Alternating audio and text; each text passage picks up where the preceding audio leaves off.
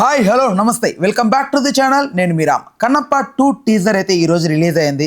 టీజర్లో ఉన్న అనేక విషయాల గురించి సిరి మరియు రాజకీయ విశ్లేషకుడు దాసరి విజ్ఞాన్ గారితో చర్చిద్దాం. నమస్తే అన్న. నమస్తే. టీజర్ చూసారా, ఎలా అనిపించింది? నన్ను అడిగితే ఈ మధ్య కాలంలో ది బెస్ట్ టీజర్ అని చెప్తాను 100%. వై? బికాజ్ చరిత్రని చెప్పాలనుకునే వాళ్ళు చాలా తక్కువ మంది ఉంటారు, దొరకరు మనకి. బేసికలీ ఎందుకు తక్కువ మంది ఉంటారు అంటే, ఇప్పుడు ఫర్ ఎగ్జాంపుల్ చూసేవాళ్ళు కూడా తక్కువే ఉంటారు. అంటే లైక్ ఇప్పుడు రామాయణ భాగవతాలు ఇట్లాంటివన్నీ ఇతిహాసాలు తీయాలి అనుకుంటే చూసేవాళ్ళు కూడా తక్కువే ఉంటారు. నార్మల్గా మనం తీస్తే బాగా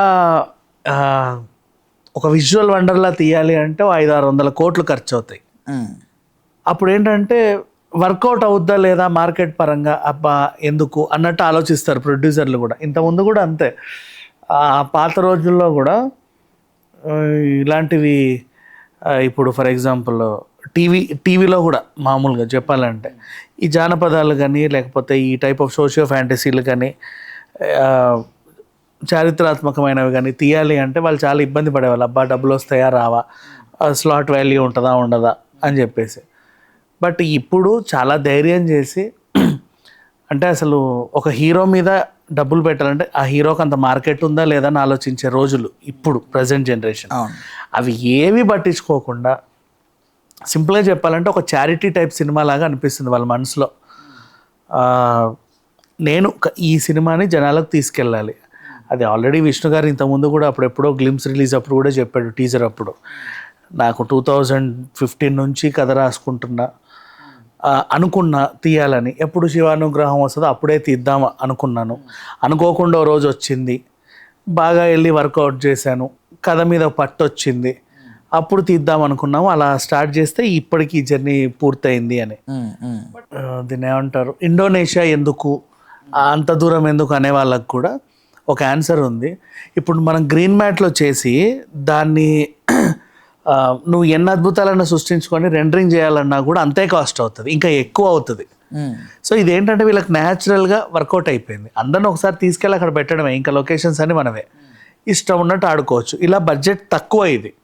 నువ్వు ఇదే కన్నప్ప కంప్లీట్గా నువ్వు సీజీ వర్క్ ఇచ్చావంటే నీకు 250 నుంచి 300 కోట్లు అవుతుంది బేసిక్గా. ది బెస్ట్ అవుట్పుట్ ఇచ్చారు. అది ఆల్రెడీ ఫస్ట్ మొన్న సాంగ్ రిలీజ్ అయినప్పుడు తెలిసింది, అంతకుముందు గ్లిమ్స్ రిలీజ్ అయినప్పుడు తెలిసింది. ఇక ఇప్పుడు కూడా అందరు ఆర్టిస్టులను పరిచయం చేస్తారు రిలీజ్ చేసినటువంటి. ఇంకా కొంతమంది ఉన్నారు, అందరినీ పరిచయం చేయాల, కొంతమంది హిడనే ఉన్నారు. అయినప్పటికీ కూడా ఈ మెయిన్ ఆర్టిస్టులు అందరినీ పరిచయం చేశారు, వాళ్ళ క్యారెక్టర్స్ రివీల్ చేశారు, వాళ్ళ హావభావాలు చూపించారు. బాగుంది. బట్ ఇక్కడ టాస్క్ ఏంటంటే కన్నప్ప అనేది యాక్చువల్లీ శ్రీకాళహస్తి రిలేటెడ్ స్టోరీ కదా. బట్ శ్రీకాళహస్తి అనేది ఒక నార్మల్ న్యాచురల్ అంటే మా నార్మల్ ట్రీస్తో అట్లా ఉంటుంది. బట్ వీళ్ళు చూపెడుతుంది ఏంటంటే ఇది ఒక ఫారెన్లో తీసినట్టు తెలుస్తుంది. బట్ దానికి దీనికి పొంతన ఎట్లా కుదురుతుంది, ఎట్లా దీన్ని వర్కౌట్ చేయగలరు? ఇప్పుడు శ్రీకాళహస్తిలో మనకి ఇది ఏదైతే ఉందో అప్పుడు కన్నప్ప జరిగినప్పుడు ఆ చెట్లు ఆ మొద్దులు అవన్నీ ఏవైతే ఉన్నాయో ఆ టైప్ లొకేషన్స్ని వెతుక్కుంటూ అక్కడికి వెళ్ళారు. కన్నప్ప నిజంగా జరిగినప్పుడు ఎవరు చూడలా, ఆ బ్యాక్గ్రౌండ్స్ ఎలా ఉంటాయో మనకు తెలియదు. ఒకప్పుడు సినిమాలో కన్నప్పని చూసి మనం పోల్చుకుంటున్నాం అంతే. ఇప్పుడు మన పక్కన ఉన్న ఊర్ల పేర్లు చెప్పి మనం పోల్చుకుంటున్నాం. మేబీ క్రియేటివిటీ అంటే ఆ మాత్రం లిబర్టీ తీసుకోవాలి, తప్పేం లేదు దాంట్లో. ఇప్పుడు ఈవెన్ బాహుబలి అయినా సరే మహాభారతంలో జరిగిన కథే, ఒక చిన్న ఉపకథ అది, దాన్ని తీసుకొని సినిమా చేశారు. అప్పట్లో నిజంగా కొండలు అంత పెద్ద వాటర్ ఫాల్ ఉన్నాయా అంటే ఏం మాట్లాడలేవు. సో ఆ మాత్రం లిబర్టీ ఉంటుంది, తీసుకోవచ్చు, తప్పలేదు దాన్ని. బట్ అయితే ఇక్కడ టీజర్లో కొన్ని క్యారెక్టరైజేషన్స్ కొన్ని వింతగా అనిపిస్తున్నాయి.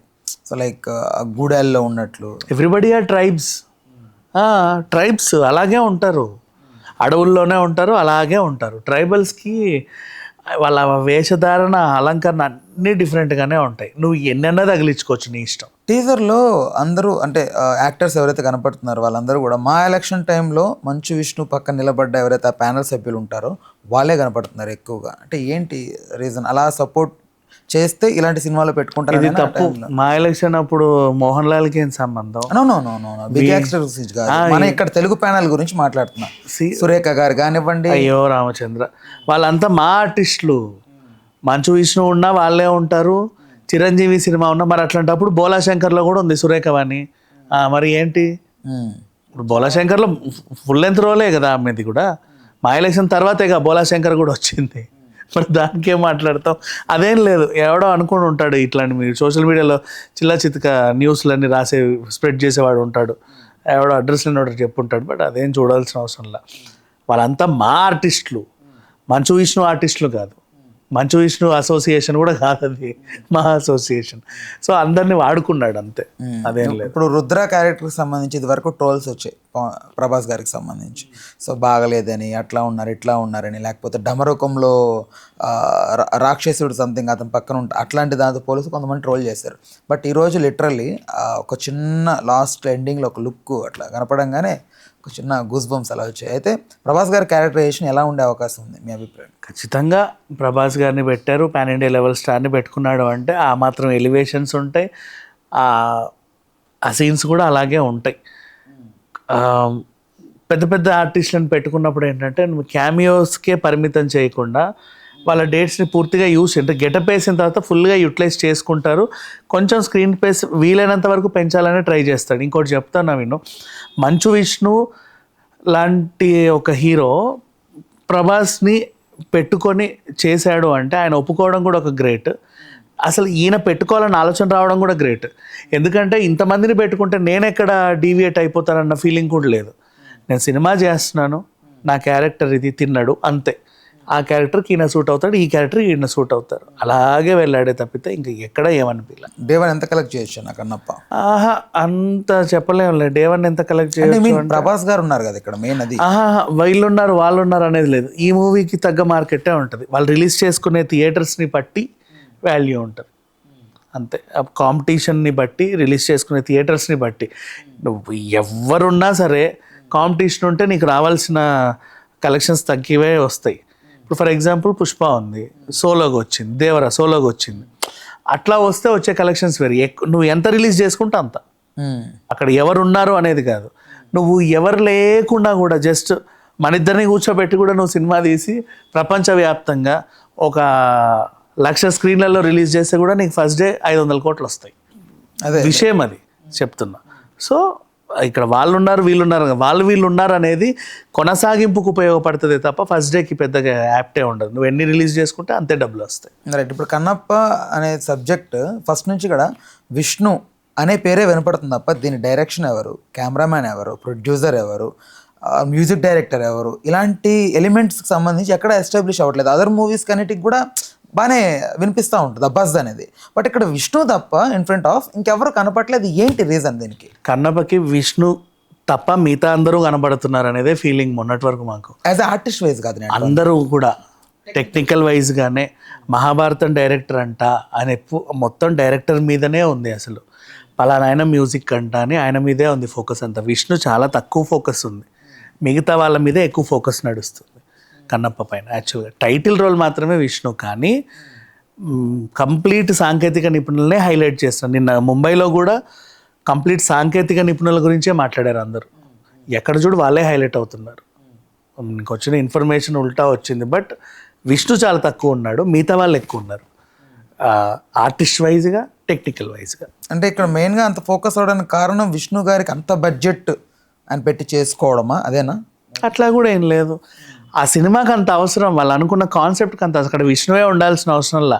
నువ్వు ఎవరిని పెట్టినా సరే, గ్రీన్ మ్యాట్లో ఒక రోబోని సృష్టించినా సరే ఆ సినిమాకి అంత బడ్జెట్ అవసరం, అక్కడ ఎవ్వరు ఉండాల్సిన అవసరం లేదు. ఇప్పుడు కన్నప్పకి రాబోయే ఛాలెంజెస్ ఏంటన్నా? ఏమీ లేవు. బంగారంలాగా సినిమా తీసుకున్నారు, హ్యాపీగా 10 మందికి చూపిద్దాం అనుకుంటున్నారు. వాళ్ళ టార్గెట్స్ ఏమీ లేవు, ఏదో సంపాదిద్దామని లేదు, ఇంకేదో చేద్దామని లేదు, కోట్లు కొల్లగొడదామని లేదు, పోగొట్టుకుందామని లేదు, ఏమీ లేవు. జస్ట్ శివుడి పైన భక్తితో ఒక సినిమా తీద్దాం అనుకున్నాడు, ప్లెజెంట్గా తీశాడు, 10 మంది చూస్తే హ్యాపీ ఫీల్ అవుతారు అంతే. అంతకు మించి వేరే ఉద్దేశాలు కూడా లేవు. మొన్నే కదా శివరాత్రి అయింది, ఐ మీన్ 4-5 days కూడా అవ్వలేదు. బట్ ఆ టైంలో రిలీజ్ చేస్తుంటే బాగుండు కదా టీజర్, ఎందుకు ఇప్పుడు వీళ్ళు? ఇప్పుడు ఆ రోజు శివరాత్రి రోజు టీజర్ రిలీజ్ చేసి ఎంత కాదనుకున్నా శివరాత్రే హిట్ అవుతుంది. ఆ రోజు శివరాత్రి హీరో, శివరాత్రి తర్వాత రిలీజ్ చేస్తే కదా కన్నప్ప హీరో. మరి శివరాత్రి రోజు ఎంత కాదన్నా శివరాత్రి శివుడే హీరో, శివరాత్రి తర్వాత చేస్తేనే కన్నప్ప హీరో. జనాలకి రీచ్ ఎక్కువ ఉంటుంది. రైట్. ఇప్పుడు కన్నప్పని అడ్డుకునే దానికి ఏదన్నా శక్తులు వెనక నుంచి పనిచేస్తున్నాయి ఉంటాయి, అవి యాజ్ యూజువల్గా ఉంటాయి, ఎప్పుడూ ఉంటాయి. మన దేవరకు ఉన్న వాళ్ళే పుష్పకు ఉన్న వాళ్ళే దీనికి కూడా ఉంటారు, ఆబ్వియస్లీ ఉంటారు. చేస్తే ఎలాంటి డ్యామేజెస్ అవ్వచ్చు అన్న? ఇంతే, అది బాగాలేదు ఇది బాగాలేదని ట్రోల్ చేసుకుంటారు. ట్రోల్ చేస్తే మళ్ళీ వీళ్ళు ఎక్కడ స్ట్రైక్లు వేస్తారు అని చెప్పేసి ఇంకా తెలివిగా థియేటర్కి ఫస్ట్ డే వెళ్ళేసి ఫస్ట్ షో టికెట్లన్నీ బుక్ చేసుకొని అది బాగాలేదు ఇది బాగాలేదని నెగిటివిటీ స్ప్రెడ్ చేయడానికి ట్రై చేస్తూ ఉంటారు. ఒకవేళ పాజిటివిటీ వచ్చినా కూడా బెదిరించి రాయిపిచ్చాడు ఇలా యూట్యూబ్ ఛానల్ మీద స్ట్రైక్స్ వేసి విష్ణు అనే పేరు అయితే వస్తుంది కదా విష్ణుకి. ఏంటి ఎలాంటివి? ఇప్పుడు రేపు ఇప్పుడు పాజిటివ్ నిజంగానే సినిమా బాగుంది, బాగుంటది కూడా అని అనుకుంటున్నాను. నాకైతే టీజర్ చాలా బాగా నచ్చింది, చాలా. సో సినిమా బాగుంది, ఎక్స్ట్రాడినరీగా తీసాడు. ఇఫ్ ఇన్ కేస్ రైటర్స్ లేకపోతే యూట్యూబర్స్ మంచిగా రివ్యూ పెట్టినా కూడా విష్ణు ఇలా ఆల్రెడీ ఇది వరకు యూట్యూబర్స్ ని బెదిరించి స్ట్రైక్స్ వేసి మరి పాజిటివ్ రివ్యూస్ కోసం ట్రై చేశాడు. సో ఇది కూడా పెయిడ్ రివ్యూ లేకపోతే ఇది కూడా ఇలాంటి బెదిరింపు తాలూకు రివ్యూసే అనే అభిప్రాయం వస్తుంది కదా జనాల్లో. ఎవరికైతే వచ్చిందో ఆ జనాల్ని తీసుకురా, నేనే తీసుకుంటా, ఒక్కొక్కడిని 32 పలురాలు నా చెప్పుతో కొడతా. అలాంటి అభిప్రాయాలు ఎవరికి రాకూడదు, రావు కూడా. అంత దరిద్రంగా ఆలోచించేవాళ్ళు అసలు మనిషే కాదు. ఫస్ట్ ఆఫ్ ఆల్ విషయం ఏంటంటే బెదిరించి మరీ మంచిని చెప్పడానికి ఎవడో ఉండడు. చూసినోడికి అర్థమైంది కదా ఏది బాగుంది ఏది బాగాలేదు. ఇప్పుడు దేవరా ఉంది, బాగాలేదని చెప్పాడు ఎవడో మైక్ పట్టుకొని, చూసిన వాళ్ళందరికీ నచ్చిందిగా, అరే బాగుందే అన్నారు. పుష్ప ఉంది, బాగాలేదు ఫ్లాపు అన్నారు. రీలోడెడ్ వర్షన్, మరి బాగాలేని సినిమాకి 20 నిమిషాలు అతికిస్తే ఎంత, అతికించకపోతే ఎంత? పెద్ద హిట్, మళ్ళీ తండాలకు వెళ్ళారు. మరి ఇప్పుడు దీనికి ఎందుకు అట్లా వస్తుంది? ఎవడనుకుంటాడు అట్లా? అసలు అనుకునేవాడు ఎవడాడు? ఎందుకు అనుకుంటారు? అండ్ వాళ్ళ గురించి మనం మాట్లాడుకోవడం కూడా వేస్ట్. రైట్. ఓవరాల్గా కన్నప్ప గురించి అయితే ఇది. Right. Thanks for the time, thanks for information అన్న.